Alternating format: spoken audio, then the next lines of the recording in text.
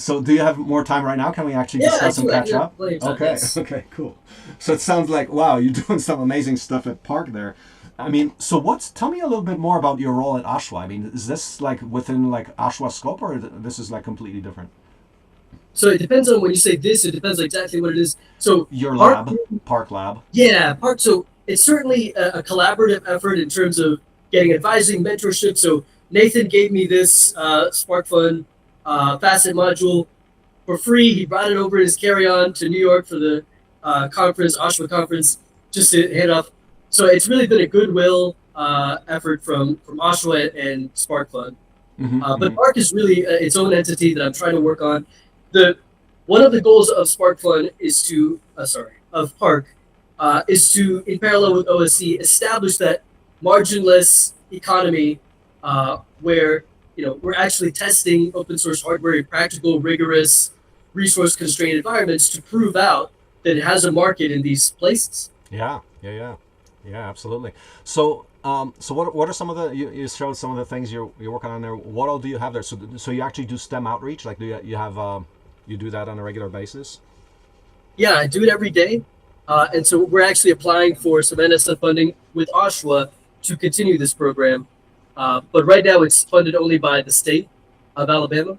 Mm-hmm. And so, yeah, it's a really unique opportunity to actually develop modular laboratories. The space I'm in is one modular laboratory developed by the state for this K through 12 application that I'm administering, and we're actually developing some specific. I sent you an email on a different topic. Yeah, yeah.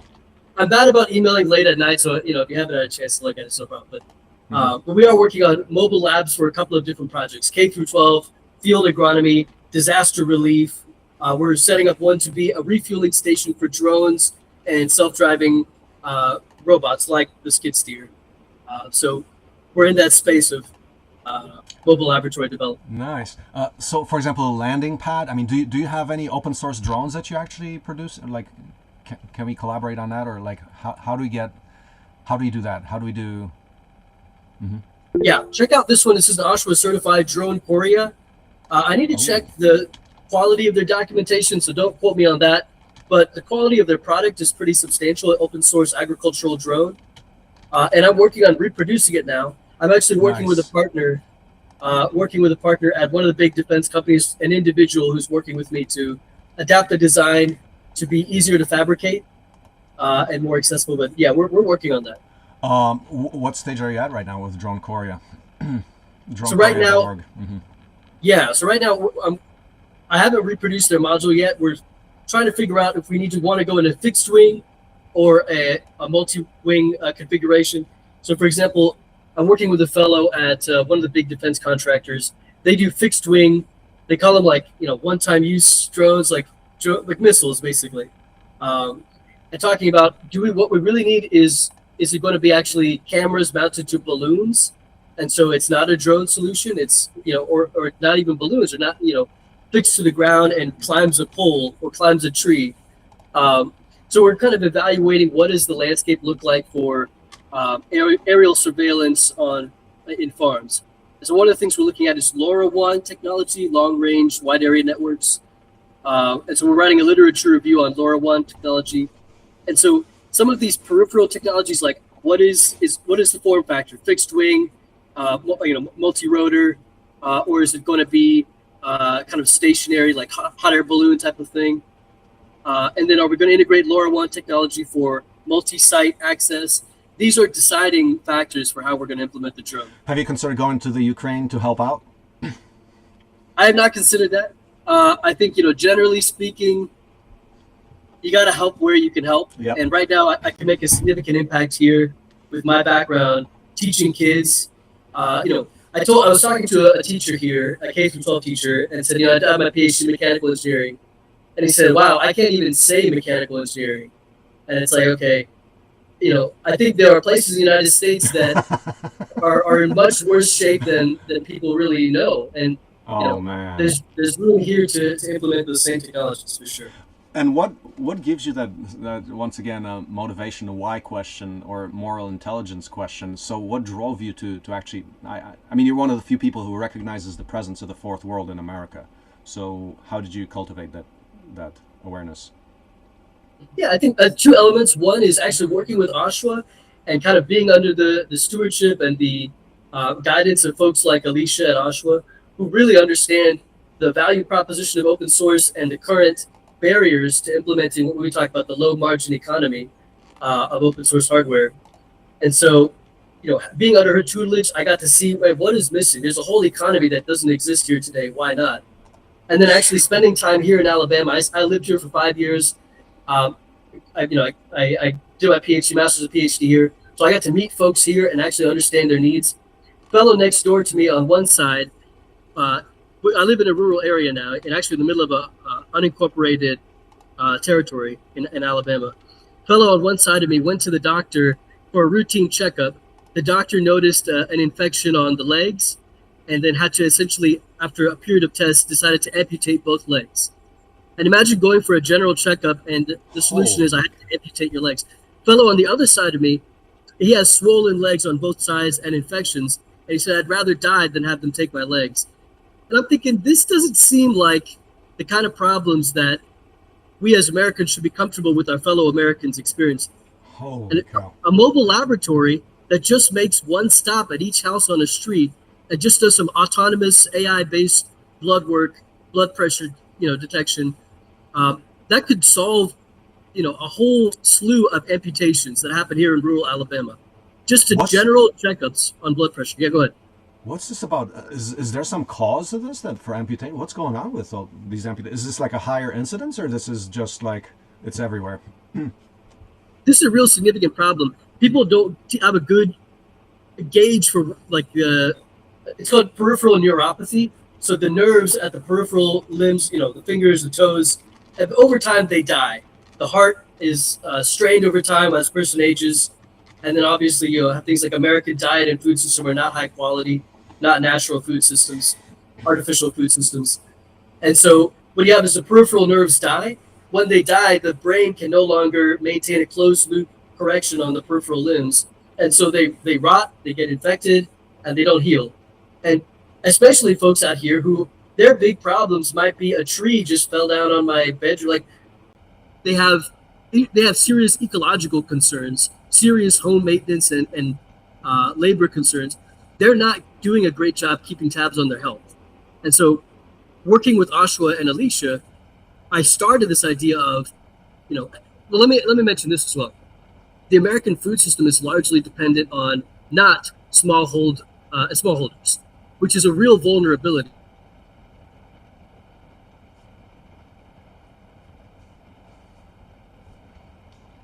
So PARC is, I think I lost my network. Am I back? Yeah, you're back on. Can you hear me? Yeah, I can hear. Okay, great. I can hear. Okay. Yeah, I mean, I think to your point, just talking to people, understanding the needs and concerns, and being a disciple of Oshawa, that's what really changed me. Wow. Do you want to maybe try without video? Perspective. You want to try without video so that maybe you can... Yeah, let me do that. Yes. You might. Yes. Okay, go ahead. So, yeah, keep going. Tell me more. Yeah, I mean, I think, PARC is tackling a couple of big problems that we experience in Alabama. One of them, as I mentioned, is mobile health, but not just mobile health for humans, but also mobile veterinary health and mobile ecological health. One of the projects we're doing is mapping the watershed of the Tallapoosa River, which is the major water source for local farms. And so we're trying to identify places where E. coli originates and spreads. Oh, wow. And yeah, we're just building things like that. But, I think one thing I'm thinking about is, yeah, go ahead. What's you got documentation on this open source lab? Can you send me a link? I have some documentation. We're actually writing a paper, so it's more in the form of. Okay, man. So the first thing is, where are you putting all your stuff? Like, I don't know. Do you have a repo, like documentation? Number one, right? Can you hear me? Yeah, I can hear you now. Yep. Yes. Do you want to maybe like join in with a phone number associated with this meeting, or is this okay let me for you? give that a try. Let me give it a try. I mean, I think I'd love to continue to answer your questions. I really would. At the same time, if you have an idea about what would be a good time for me to come and visit you? That might also be a good Okay. to discuss. That's interesting. And what about visiting you to show me what you got too? Is that Absolutely, yeah. Do you want? Let's see. Where are you located? What's the city? So it's called we're an unincorporated side of Tallahassee. Let me send that in the. Let's Tallahassee, see. So Alabama. the easiest thing to do is to fly into Atlanta and then drive 2 hours west to Tallahassee, Alabama. Okay, let's see. Let me see how far we are from each other.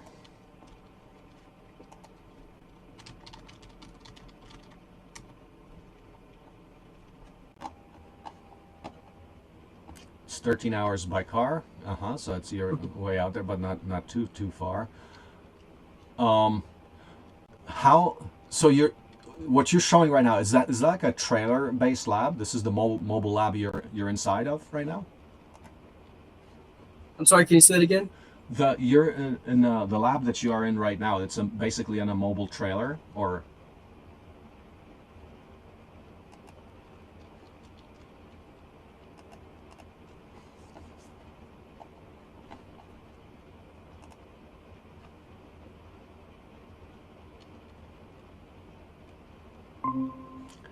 can you? Hey, I joined by phone. Can you hear me? Yeah. Yep. Okay, perfect. Okay. Perfect. Yeah, go ahead. No, I was going to ask the lab that you're in right now. So that's a mobile lab inside a trailer. Is that? Yes, it's inside a 50-foot by 15 or 30-foot trailer. I gotta get it. I think it's 20 by 15 by 50. Now, do you actually? Is that the actual mobile lab? No, that's what you actually take I have around? two. I've got two mobile labs. One is this one, and so this one moves more regularly. It moves every 9 weeks to one of the four rural middle high school programs here in the county. Um, it existed before I got here, so it has, like I mentioned, some closed source elements like the driving simulator. I'm starting to convert it to open source. So we've got open flexure microscopes, the Spark Fun, weather station, and kind of converting to the open source side. And I've got a second mobile lab that's actually a living laboratory. So there's a bedroom in the back that my wife and I basically live in. But in the front, as I mentioned again, it's got the open flexure microscopes and it's outfitted with incubators. So we're beginning a program now to incubate, basically it gets a nursery for poultry and other small. Oh, no kidding. Yeah. Oh man. Okay, so we gotta connect in person. Yeah. Because I mean, so here's this. After 20 years, we're going back to agriculture because now we've got the machines. We're starting the programs. So this sounds like we want to be coordinating, and perhaps. Yep. So right now we're looking at starting the full-blown apprenticeship May 1st. So I actually would like to start a separate agriculture track and aim for, I mean, right now the goals have shifted from 24 to 75, about 75 people.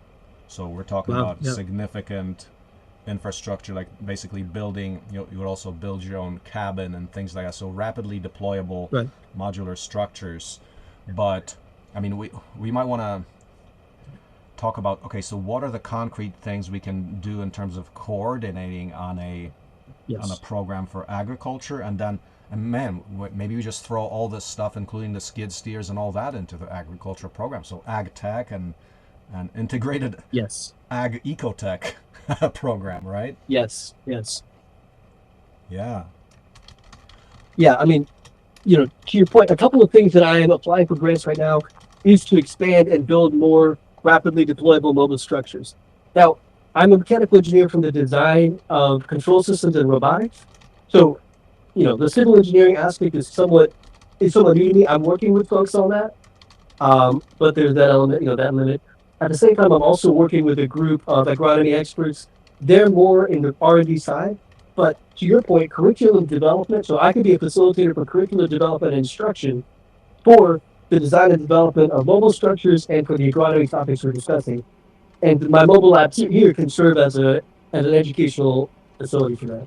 Wow. No, this sounds like, what it sounds like is that we can be developing this program in parallel. So you're already doing outreach tell me more about that. So do you actually visit schools daily, or like what? Tell me more about that. Yes, so every 9 weeks I visit a different school and I spend the entire 9 week period there. And every day I interact with K through 12 students. Depends on the needs of that program, which students I interact with. But I work from as low as fifth graders all the way up to high school seniors. And my goal is to prepare them to engage in the workforce. So as I mentioned to you, some of these students have never said the word out loud, mechanical engineering. It's not in their lexicon, it's not in their vocabulary to think I can actually contribute and build my life, in a meaningful way. Oh, perfect. In their mind, Huh. Well, yeah, I'm saying perfect clients for the Future Builders Academy. We can crack their consciousness exactly. open with that. Yeah. Hmm. Yeah. So I interact with about 100 K through 12 students per school. So about 500 students, unique students per year. Okay. So is that through the Oshawa grant? The No, this is NSF through a grant. local state grant, state Local level state grant. grant. So tell me more about the work with Oshawa. So you're a fellow, an open source fellow at Oshawa, and how did you? So that's through Oshawa. They had this funding to get you in there. Yeah, Oshawa has an NSF grant, and it hired 2 half-time postdocs. And I was one of the 50% effort postdocs. Okay. Okay. And a specific. Tell me more about the Oshawa program. So the specific goals of the open source fellows is what? Yeah, so I'll talk about the specific goals of the fellows and the specific goals of the program. The Oh, program at Oshawa exists. Yeah, the Oshawa exists program. to, Yeah. Mm-hmm. yes. So the Oshawa program exists to develop a new healthware, so health hardware, a new healthware department within Oshawa to start to develop policy around open source technology for health and medical applications. For example, right now there are ISO standards and other, you're talking about UL standards for hardware that's developed commercially and at commercial scale, but there aren't an integrated set of standards for healthware that's developed ad hoc on the field in rapidly deployable environments. So the question is, should there be a set of standards for how healthware should be developed in rapid situations? We're talking, this is kind of coming from the emphasis of COVID ventilators, right? Should there be design constraints and fabrication constraints? Obviously not at the ISO level, but what would those be? And so we convened a series of 3 to 5 meetings, some virtual, some in person, and held a conference on the topic to actually ask industry experts, what are the open source experts and health and medical practitioners, what are the standards that are relevant to your design and fabrication practice? And so we collected that information. So that's what the postdocs are doing now, is codifying a new protocol and standard set for open source, rapidly deployable, field deployable health and medical hardware. Who are these open source health practitioners? Like, give me some names. Yeah, I mean, so a lot of these people, as we know, are folks who are working kind of at the fringe, so maybe in resource constrained settings. But let me talk about Dr. Azad, Azad, and I can send you his contact information. He's on the ISO board, a strong proponent of open source technology. He's worked in the open source health and medical space for a long time, and he's one of the folks we're consulting on this. Nice. Who's the other open source fellow at Oshawa? So it's a fellow named Yves Mazon. I mean, you can find all this stuff on our website. Yep. But he's also a great guy. He's actually working at a military hospital up in Washington. So what's he doing? Like, what kind of open source is he doing with the military hospital? Prosthetics. What is it? Prosthetics. Prosthetics. Prosthetics and orthotics development. Yep. Prosthetics and robotics? And orthotics. Orthotics. Yeah. Do you guys ever talk about exoskeletons? Open source Yeah, exoskeletons? so that's what my PhD was in, is in exoskeleton technology. Oh, no. Okay. So I specifically worked on, so I really want to connect with you. So I worked on the design and control of a pneumatic exoskeleton for astronauts. So my project was NASA funded for 3 years, about $250,000 in NASA funded to develop a new generation of spacesuit exoskeletons. And so that's what my dissertation was about. Is that content all open? Yeah. So the hardware I used was a proprietary system, but I open source all my software. Okay, so how difficult would it be? Because I mean, we talk about exoskeletons. I mean, this is as far as real, production work where you actually need some assistance for fatigue, right? So is that? Yes. Do you think that's something that can be readily developed, or like Do you think we can get into that as well? Absolutely. This is one of the founding principles of PARC, is to talk about the aging population of farmers in the United States. How do we make farming more accessible, more profitable, and Holy safer cow! for aging farmers? Yeah. Well, I'm a client. I'm an aging farmer, an Yeah. open source civilization transformer. I love that. Yeah. Yeah. Yeah. No, but I mean So I think that's a real issue for us. I mean, literally here, my daily thing is it's like, okay, construction is brutal, farming is brutal yes. and stuff like that. So it's like, okay, how do we actually make this more fun and distribute the fun worldwide? You know, Yeah. and but I just for talked to the real questions of people aging, yeah, I mean, it's like I'm 53 right now. And right now I think a lot about, okay, how do I make tasks easier so they don't abuse the body, yes. Mm-hmm. I talked to an expert at Figure. I don't know if you know Figure Robotics. And so they're developing these home assistive humanoid robots. And they're one of the forerunners in the market, actually, Figure robots. And so I talked to him and asked him, what should be the form factor for mobile robots to assist in this problem of aiding elderly farmers or making farming more accessible for new entrants who may not know how to operate a skid steer or any of these commercial systems. And he said, well, I'm not actually sure that a humanoid form factor is the most appropriate robotic system. So we talked about exoskeletons. We can work on exoskeletons, but I actually think multi-purpose drones, which have tool swapping capabilities, in addition to mobile robotic ground-based mobile robotic platforms, so the skid steer. So separating the human factor into a ground-based and an aerial-based division, that is probably the better form factor for farm robots. That's exactly my thoughts. It's like I'm thinking, okay, humanoid robots. It's like, it's kind of lame in the sense that people think, oh, well, the only thing that can be, do like these human things is like a thing that looks like a human. Yeah. I mean, that's nonsense, actually, if you think about it, right? Because the human has evolved over so much time, and if you do just the basics that a robot should do, that's like, yeah, what you said about tool swapping. Imagine the concept of ATC for skid steers, right? Yeah. Or other devices, and then make that both aerial and terrestrial, right? So, wow. No, this is super exciting, man. Good deal. Yeah. And then, but my question is, where's your repo? Like, where's all your documentation? Yeah, a lot of these, it's just me for the most part, and me and a very small group, one or two other contributors.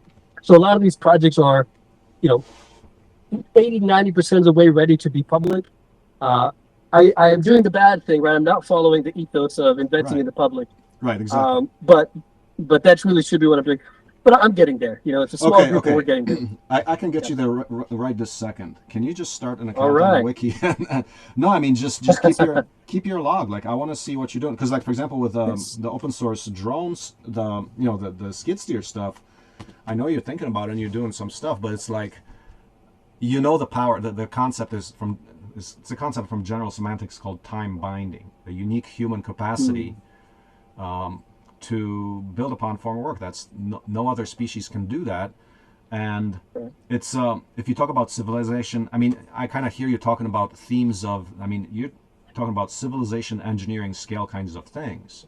So if you want to do that, you definitely want to be time binding, because actually the concept of general semantics, from the founder of that concept, he talked a lot about, I mean, this is about improving humanity and civilization engineering, and time binding or recording things, and now we got wikis and all that. That's a fundamental part of that. Right. Absolutely, you're right. Yeah, cool. Let's see. Do you have any? By the way, we've got a half dozen papers that to your point. I've got a half dozen papers that we'll be submitting pretty soon on the concept of making the open flexure microscope an agricultural platform. Okay, and how? So tell me more about that. So right now it's optimized for stationary use in a laboratory setting. So it's designed to be a low-cost alternative to commercial microscopes. But the question is, can you take it into the field and use it at the side of a stream or something? And so we're kind of our interesting use cases. Can you use it at a poultry house to monitor the fecal contamination, fecal matter of chickens, to see if there are evidence of disease? And so we're kind of working on those work flows. Excellent, excellent. So you are you actually hatching chickens right now? Do you have chickens? We're working with farmers who are hatching chickens, so we're just doing the tech development. Mm-hmm. So the incubator that you're using, is that something you designed, or are you just using an off the shelf thing? Off the shelf thing. I'm building an open source version, but really rather it's that problem is generally solved. You know, you could use a heat Yeah, yeah, lamp to manage that. Yeah. yeah, yeah. Um, and so for example with the incubator, what are you trying to do there in terms of the collaboration you got with farmers? Well, the question is is it's trying to combine the whole process into a mobile veterinary medicine platform. So the idea of actually being able to go assess the health of a farm and then implement solutions on the ground. So incubation is part of that workflow of instead of losing animals to diseases that the farmer is not aware of or tracking, we can actually do some help and recover some of that animals. Mm-hmm. So as far as the vet medicine aspect, so who's bringing that expertise into the program? Do you have that? Yeah, one of my board members is veterinary. Uh-huh. For PARC? Yes. Mm-hmm. Very cool. What else? Okay, so mobile abattoirs. Let's talk about that. Yep. Do you have any work or designs or anything like what have you thought about that so far outside of when I brought that up? Do you have anything on Yeah. that yet or? So I've worked. So to your point, a lot of this stuff is not open yet. I've worked up a visual odometry stack for a drone. So this is a drone that can now, I'm using a proprietary drone because that's what I have on hand. It can create a topographical map of an area that it can view. And so my question was, okay, let me get a topographical map of your location, and let's start working out a workflow for the skid steer. Ah, But generally speaking, I think I'm trying to build into that drone ecosystem of what is the right form factor for these robots. Is it going to be cameras wrapped around balloons, fixed wing drones, or quad rotors, or what is it going to be? huh. It's probably have to be a rotor, right? Yeah, Like I think so. quadcopter, Yeah. because you got to land on a small pad. The Yep. landing, the automated charging for landing. Do you have that worked out? So we're using a technology called LoRaWAN, so long range wide area networks. Essentially, it's having a cluster of signal antennas distributed throughout your agricultural zone or operation. So the idea is once the drone leaves one network quadrant, it'll automatically synchronize to the next quadrant. So, like you said, it can hop from one location to another. The second thing we're building around this, this is still a design phase, is actually using power lines to do inductance charging with existing power lines. Um, No kidding. so there's a project that explores that actually sent a drone from one side of the country. I can't remember if they succeeded or what the data came out from that. Tried to send a drone from one side of the country to the other side of the country, routing power lines essentially. So yeah, Oh, talking about ultimate parasitic behavior. Yeah. yeah, Oh man. That's amazing. Yeah. So what's it called? LoRaN, long range wireless. LoRaWAN. So it's like WAN, like wide area networks, WAN, and then LoRa is the LoRa, the long range. LoRaWAN. And so yeah, so we're working on a literature review right now on to identify the design parameters for LoRaWAN for agricultural applications. Uh huh. Okay. So in terms of but you already did the visual. It's called odometry. Yeah, visual odometry is basically it's completed. It's a drone that can identify its pose and the depth and essentially topography of the field of view that it's looking at. Mm-hmm. Mm-hmm. So this would be by contrast to GPS enabled odometry or IMU enabled multi uh, mixture model or sensor fusion based odometry. But Mm-hmm. visual odometry is basically getting your bearings and understanding the environment through visual data alone Okay. Mm-hmm. to try and reduce the cost of the commercial systems that use LiDAR and IMUs. Uh-huh. So basically, you're saying you're developing the whole open source stack for doing that. Mm-hmm. Yeah. How far are you on that? So you've already done that? Yeah, I've got I've got basically the foundational element for that, so I can send you a demo video. But converting that to a usable data, so as we talk about data versus information. Right now, I've got data, topography data, and to try and convert that into a toolpath, or some. Actually, I was taking some notes on the pick and place machine concepts we were talking about. Really, what we're talking about is pick and place on the scale of a farm. Yeah, Uh, exactly. Farm pick and place machine. So yeah, I've got the visual part of that pick and place project done, but the robotics part is not done yet. Huh. Okay. Let's see. Is that so? You have the data flow for that. So okay. So what would be useful right now as the next steps? Like if you wanted to visit here or me visit you there, what do you think would be most useful? I think this should be synchronized around the decided timescale for the build for this autonomous skid steer. So Mm-hmm. two things would be helpful. One, I will get some information to you and post it on the wiki on the visual odometry stack and how that theories of how that can be implemented in agricultural workflows. Again, we talked about it's not information, it's just data, Mm-hmm. but it could still be relevant to folks who are doing it. And then I think the second thing is I think we can start co-hacking on the design for the skid steer. So the control and power electronics levels are things that I feel pretty comfortable tackling. I don't know if your design sprint is going to have that level of granularity, or is it going to be a group of people co-hacking together? But figuring out how I can integrate into that stream is going to be helpful, because that will allow me to turn my data into information once I am integrated into your skid steer workflow. Yeah. So that's my motivation for wanting to come and visit, is to get integrated into that workflow by getting that data from your location. Yeah, that would be interesting, maybe. So, yeah, I mean, the place is under construction and a mess and all that, but I mean, I think we can cover actually a lot of stuff. If you're ready for a messy place where it looks like Sure. a rocket ship has taken off. Yeah, absolutely. Yeah, yeah. As far as, I mean, what about, so there's also some other lower hanging fruit here. And Sure. so on one side there is, you got the skid steer, but also, I mean, that drone that gets location info, or just, phasing this. Okay, one, you got to have a drone. Two, you got to have the software for it. But I mean, just how about the drone part?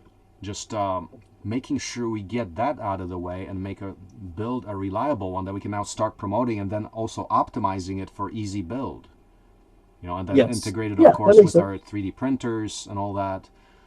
So you mentioned, so that was the which one was that? Drone Korea. Yeah. Yep. Let me see, I have it. Yeah, Drone Korea. So did you actually start building one or anything, or? No. Okay. No, it's been selected. We selected it for its past use, but we haven't started on it yet. Okay, for its, and what are your specs? So you're talking about some cargo as well, or no?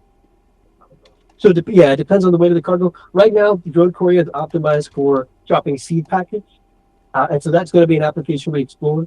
And then whatever we can do to enhance the payload capabilities will be the next question.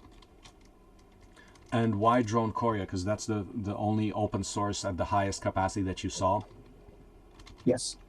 Okay. What is its current capacity? Let me see. I'll pull up my machine. I've got this data issues going on here. And you're pretty sure about like all the open source aspects of it? Because I didn't see the license on it. Let me see if I can find it. It is OSHA certified, but I'll need to double check, as I mentioned, if the documentation is up to date with what they promise. But we're mainly looking at the ability to manufacture it rapidly. Yeah. So the design, you just laser cut wood, and so building off of that design is okay. My partner at the defense company wants to use aluminum. My preference is to use biodegradable materials that can be readily sourced in an agricultural environment. Laser cutters are not agricultural sourced, but at that point you could use something like a CNC or something like that. But for open source materials of the body, like what are you talking about? Tell me more. Oh, yes, I'm talking about like agriculturally sourced materials like wood, and things that we can actually source from the environment where the farmer would be. So you're saying the body would be made out of wood? It could be made out of wood. So one of the things we think about is that there are certain types of wood that are optimal for this, but not all wood is lightweight and breathable enough to handle the loads of a drone. Mm-hmm. So an alternative option could be kind of like you know, Nathan was telling us is to switch to an enterprise level of integration where we're manufacturing aluminum drones to send out, taking the manufacturing burden off of the farmer, but adding the ease and reliability and performance aspects, or balancing that trade-off with is it really repairable, right? Yeah, I mean, so aluminum or plastic, I mean, those are agricultural. I mean, everyone has aluminum plastics, beer cans and milk jugs, right? Sure. So okay, so I actually see it's OSHA certified CC by SA, so that's really cool. Let's see, let's see what. I mean, where's? I'm looking at So the OSHA certification doesn't actually have all the data on the site. It sends you to the website. Is that? Yes, exactly. Yeah, that was an early decision to not serve as a repository, but to link to external repositories whenever possible. Right. So let's see. I mean, where do I find the actual Design files. blueprints? Yeah. Wait for that. Can you pull those up? Yeah, this website is natively in Spanish, but let me pull it up. Down Instructables.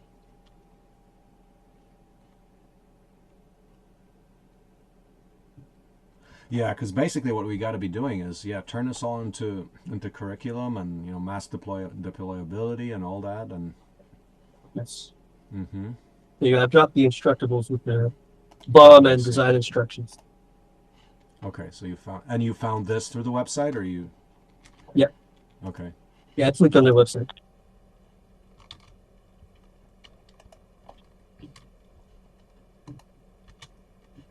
How extensive was your search where you ended up with Drone Korea? I mean, so you're confident about that? Could there be like new stuff that has occurred since then, or you've really researched it well? No, I have not researched it well. Okay. I've not researched it well. I mean, it's one of the first things that we looked at and decided, okay, the question is are we at an organization level capable of reproducing such a design? So let's start with something we're confident is open source, OSHA certified design, and let's move forward from there in terms of optimizing. Holy cow. Yeah, so we could do a more rigorous literature review. Wow. Okay. So I mean, let's start. Well, I mean, yeah. Let's continue with that. I'm see the production cost is about $2,000, but I mean that's a big drone. That's pretty impressive. Okay.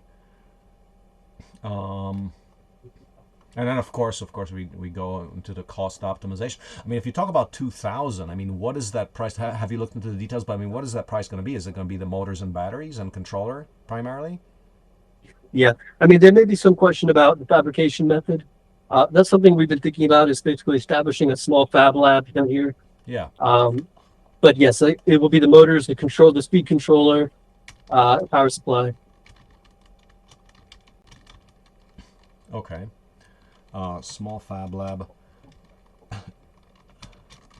Also, that's the case for the 3D printer.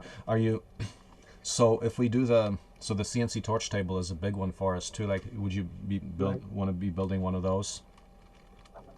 Yeah, I mean, as I mentioned in the call, there's some question about. I don't have a stable business model or grant yet, and so some of the low-hanging fruit was, like I mentioned, the agricultural research with open flexure microscope is something we could do at the scale of what I can manage out of pocket. So I'm starting to see the numbers creep, and I'm wary, but yeah, definitely things we want to get into.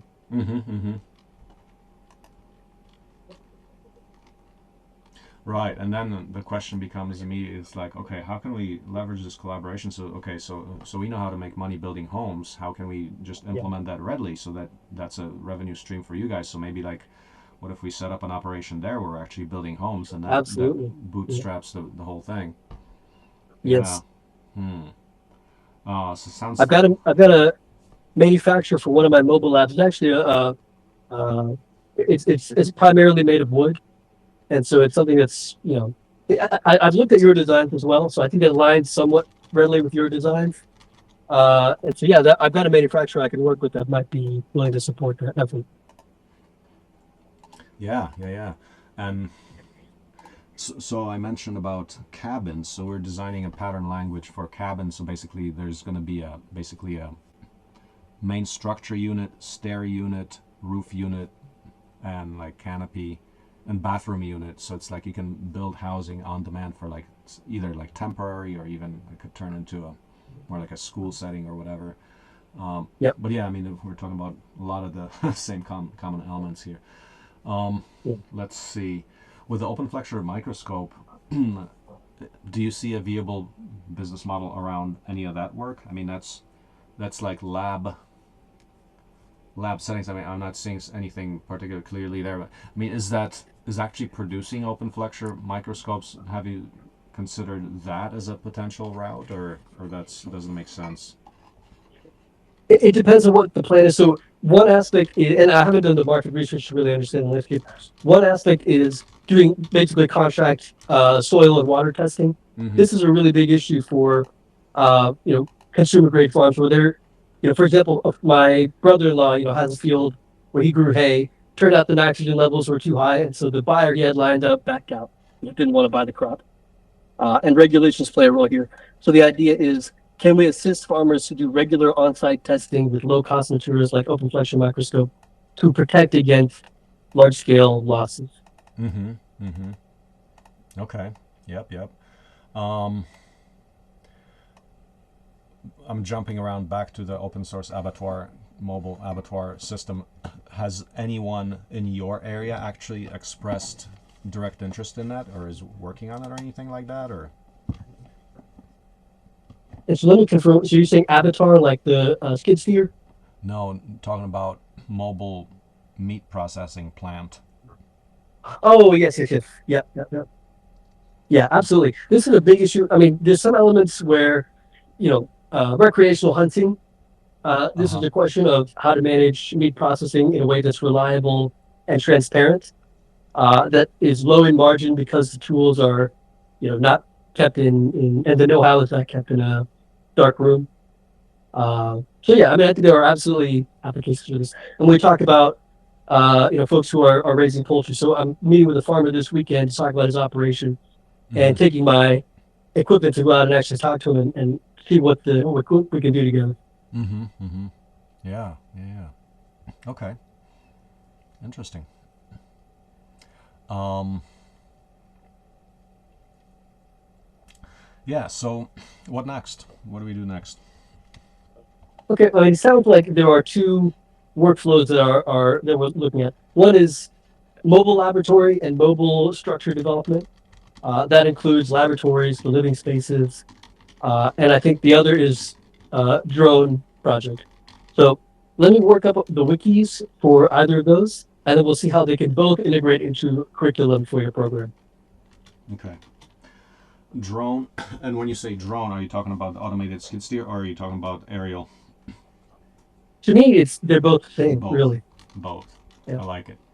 So the current your mental model for the drone is we're actually using the drone, which could land right on a skid steer, to do mapping. Is that what your thought is? So that's an interesting application of essentially, yeah, like maybe if we mount the GPS to the drone and then mount the drone to the skid steer, that's one application. I think for me, I see it more of uh, almost a UFO model where it does an aerial map and lands at its charging site.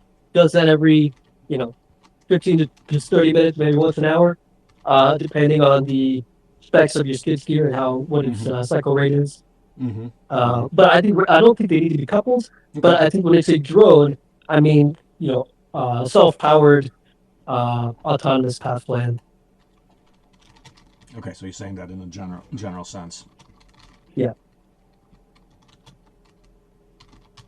What's the status of as far as the landing site? Like, is there open hardware for that, or is that easily doable? I'm not sure about that. It is doable.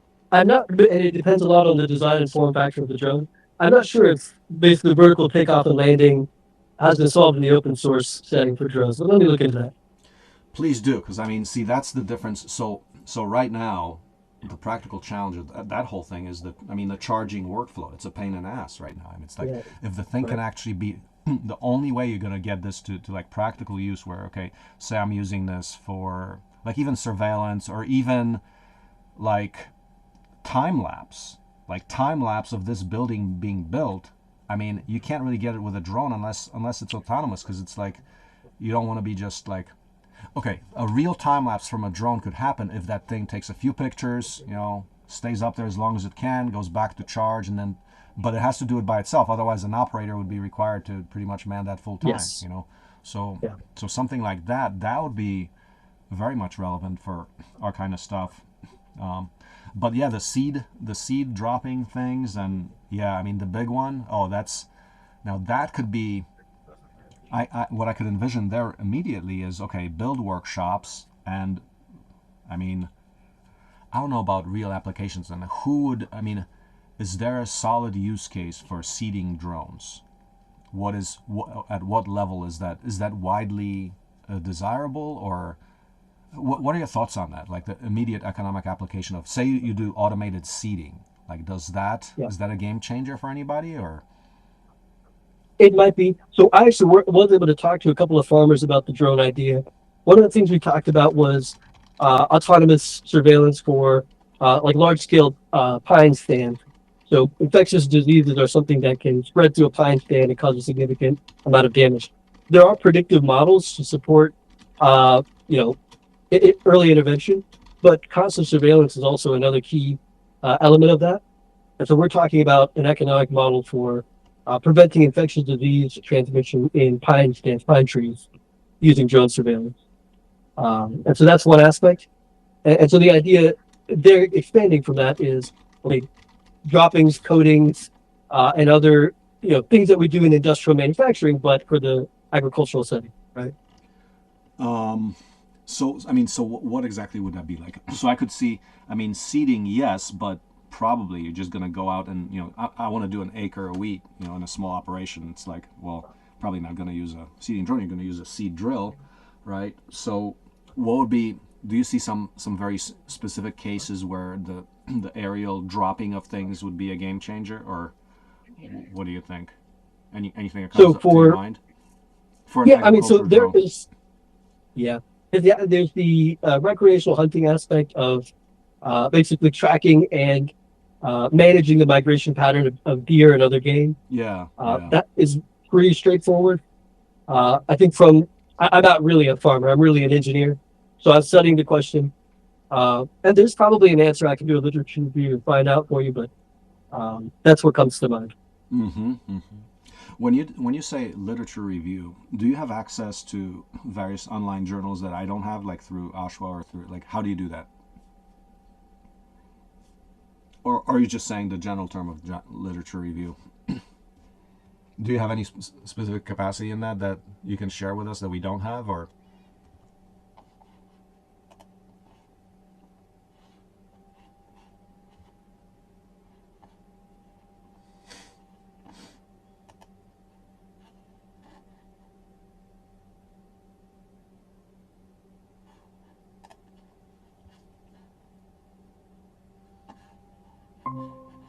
There you are. Hey, sorry, I dropped off. Right. Regarding literature review, do you have any tools that or techniques there that actually is part worthy of curriculum, or something we can teach about as well? Or are you talking about the general process, or do you actually have good insights on how to do that using hard to find resources? I mean, that's Sure. Yes. I mean, I do. Go ahead. Yeah. I think part of that would be integrating a thesis elements to the program.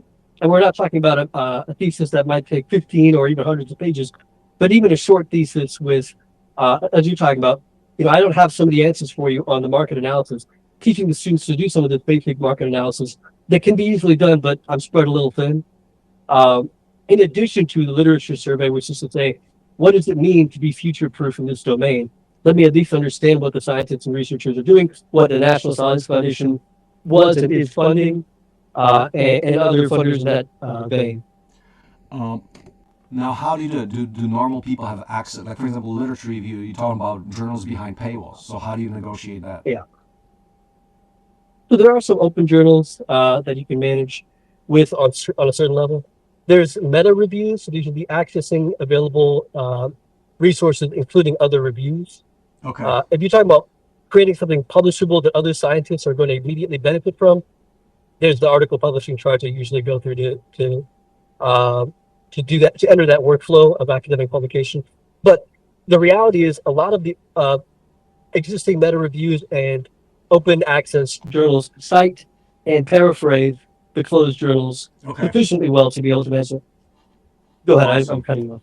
No, I'm saying, no, that's actually really cool. So we can basically, that could be, in terms of open source product development. So, okay, here's how you do a literature review. That would be another Yep. module to teach about. Yep.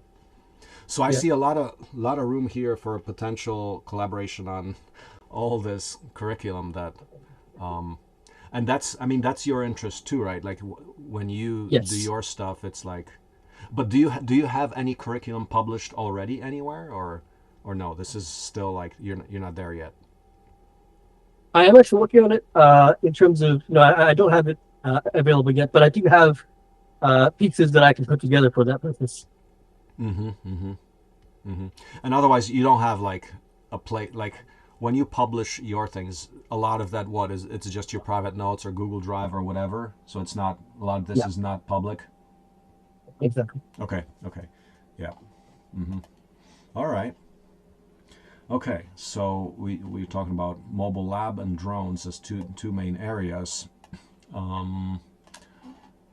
Yeah.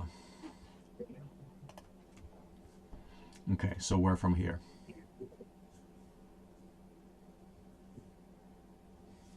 Do you want to schedule a frequent meeting? What I mean, it's like a one-on-one every 2 weeks or so, Yeah. and we'll see where we stand. Yeah. Why don't we tell you what? Why don't we do one like in a week? Can we do Sure. the follow up in a week? Because I think Yes. the very much relevant thing is let's start talking about the build of the skid steer. I know there's a couple other people working on it, and we can get our heads together as far as architecting that thing and planning on that and seeing where we are in terms of modular breakdown and everything. But let's, since that's in a key area, let's start talking about how we integrate those systems. So maybe let's pick a time. Let's see what do we got on the calendar.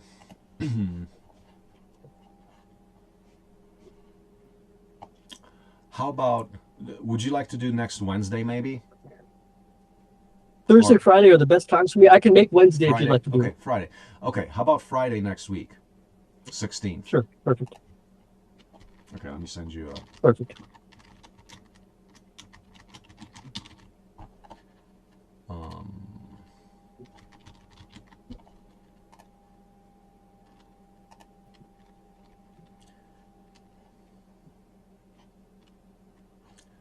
And that's what time? What time works well for you? Can we do sometime in the afternoon? Any time of the day will work.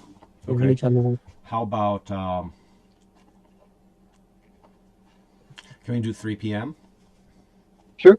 Yeah. Okay. You're in the Eastern time?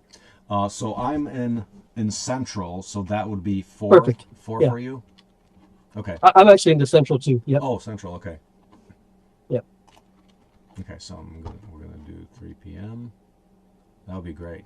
No, this is great. I'm loving all the overlap. But I was really wondering where you publish, because we gotta start doing that. So let's do that. But yeah, let's move forward right on the skid steer stuff. So that is a big priority because.